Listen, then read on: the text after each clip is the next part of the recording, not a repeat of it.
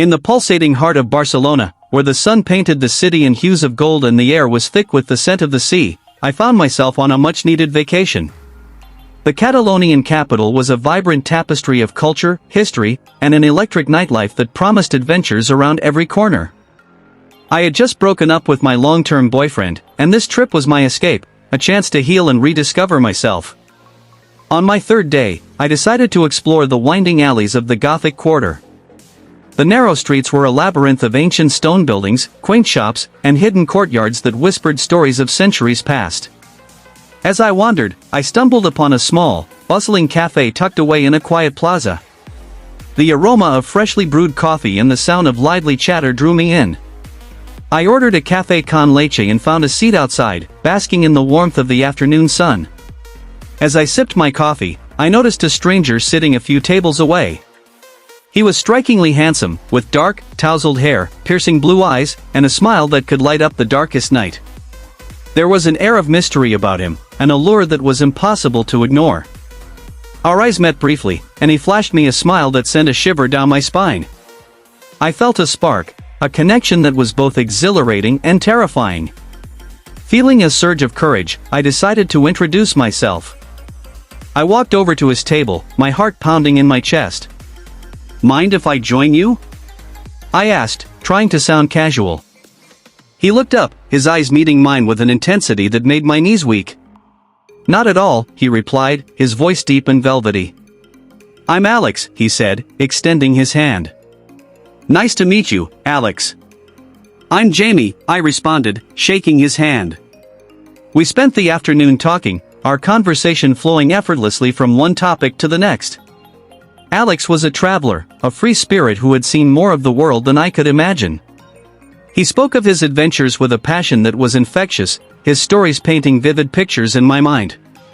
I found myself drawn to him, not just by his looks, but by his spirit, his zest for life. As the sun began to set, casting a golden glow over the plaza, Alex suggested we continue our conversation over dinner. I agreed, feeling a mix of excitement and nervousness. Little did I know, this dinner would be the beginning of an unforgettable night, one that would change the course of my vacation and leave me with memories I would never forget. As the night descended upon Barcelona, the city transformed into a dazzling spectacle of lights and energy. Alex led me to a cozy, dimly lit restaurant nestled in the heart of the Elborn district. The walls were adorned with vintage posters and the air was filled with the tantalizing aroma of Spanish cuisine. We were seated at a small table in the corner, the flickering candlelight casting a warm, intimate glow. Over tapas and sangria, our conversation deepened. Alex shared stories of his travels, from the bustling streets of Tokyo to the serene beaches of Bali. Each tale was more captivating than the last, and I found myself hanging on his every word. He had a way of making the world seem both vast and intimately connected, and I couldn't help but feel a growing admiration for his adventurous spirit. As the night wore on, the atmosphere between us grew more charged. Our eyes met frequently, and each glance seemed to hold a silent promise. The sangria flowed freely, loosening our inhibitions and fueling our laughter. At one point, Alex reached across the table and gently brushed his fingers against mine. The touch was electric, sending a jolt of desire through me. I felt a flush rise to my cheeks, and I knew that this night was far from over. After dinner, we decided to take a stroll through the vibrant streets of Elborn. The air was cool and crisp, and the city lights twinkled like stars. We walked close together, our shoulders occasionally brushing, and the tension between us was palpable. Alex suggested we find a quiet spot to sit and talk more, and I eagerly agreed. We ended up in a secluded park, the soft glow of streetlights filtering through the trees. The park was deserted, save for the distant hum of the city. We found a bench tucked away in a quiet corner, and as we sat down, Alex turned to face me. His eyes were intense, filled with a hunger that mirrored my own.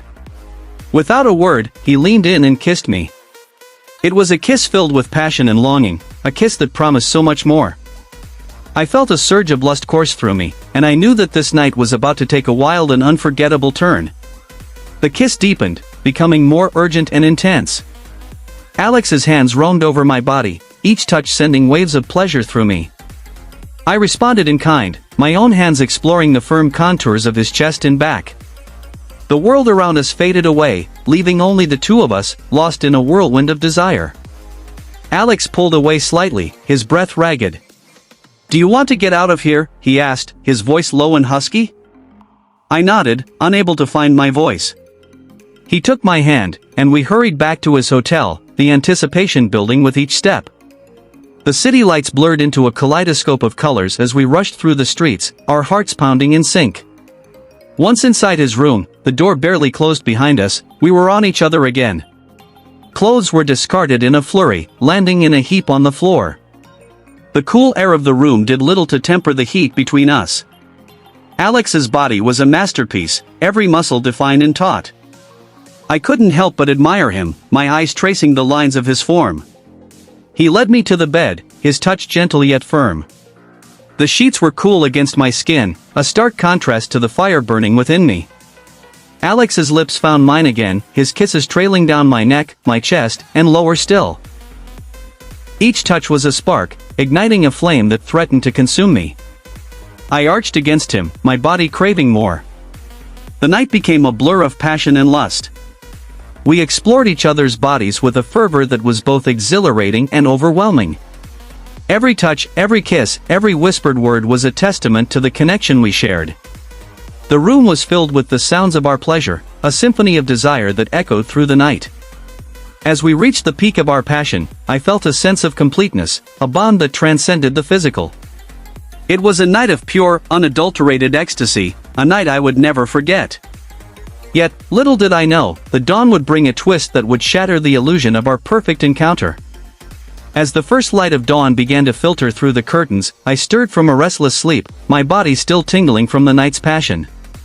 Beside me, Alex lay still, his breathing deep and even. I propped myself up on one elbow, taking a moment to admire his peaceful form. His dark hair was tousled, and his features were softened by sleep, making him look almost boyish. It was a stark contrast to the intense, mysterious man I had met the day before. Feeling a pang of thirst, I quietly slipped out of bed and made my way to the mini fridge for a bottle of water. As I twisted the cap open, I noticed Alex's phone lighting up on the nightstand. Curiosity piqued, I glanced at the screen, expecting to see a mundane notification. Instead, what I saw sent a chill down my spine. A series of messages flashed across the screen, each one more incriminating than the last. They were from someone named Marco, and the content was unmistakable. Alex was not the free-spirited traveler he had claimed to be. He was, in fact, in a committed relationship, and Marco was his long-term partner. The messages were filled with endearments and plans for their future together, shattering the illusion of the connection I thought we had shared. A wave of nausea washed over me as the reality of the situation sank in. I had been duped, played for a fool. The night that had felt so magical and transformative was nothing more than a lie. I felt a mix of anger, betrayal, and profound sadness. How could I have been so naive? How could I have fallen for his charms so easily? I quickly gathered my clothes, dressing in a hurried frenzy. I needed to get out of there, to put as much distance between myself and Alex as possible. As I slipped out of the room, I cast one last glance at his sleeping form, feeling a pang of regret and disappointment. The man I had thought was a kindred spirit was nothing more than a deceitful stranger. The magic of Barcelona had been tarnished, and I was left with a bitter taste in my mouth. But the worst was yet to come, as the final twist of this ill-fated encounter would reveal itself in the most unexpected way. As I rushed out of the hotel, the cool morning air did little to soothe the turmoil within me. I wandered the streets of Barcelona, feeling lost and betrayed. The city that had once seemed so vibrant and full of promise now felt cold and uninviting. I found myself back in the Gothic quarter, the narrow alleys echoing with the ghosts of the previous day's excitement and anticipation. In a daze, I ended up at the same cafe where it had all begun. The plaza was quieter now, the morning crowd subdued compared to the lively afternoon scene. I ordered a coffee, more out of habit than desire, and sat at the same table where I had first seen Alex. As I sipped the bitter brew, I couldn't help but replay the events of the past 24 hours in my mind, each memory now tainted with the knowledge of his deception. Suddenly, a familiar figure caught my eye across the plaza. It was Marco, the man from the messages on Alex's phone. He was walking hand in hand with another man, their laughter echoing through the quiet morning air. As they approached, I realized with a start that the other man was Alex. The sight of them together, so casually intimate, sent a shockwave of pain and anger through me. Before I could react, Alex spotted me. His expression flickered with surprise and then guilt. He hesitated for a moment before walking over to my table, Marco in tow. "Jamie, I can explain," he began, his voice laced with desperation. But I cut him off, my anger boiling over.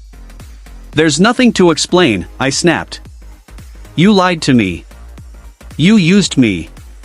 Marco looked between us, confusion and hurt evident in his eyes. "What's going on, Alex?" he asked, his voice trembling. Alex looked at him, then back at me, his face a picture of regret. But it was too late for apologies. I stood up, my chair scraping loudly against the cobblestones.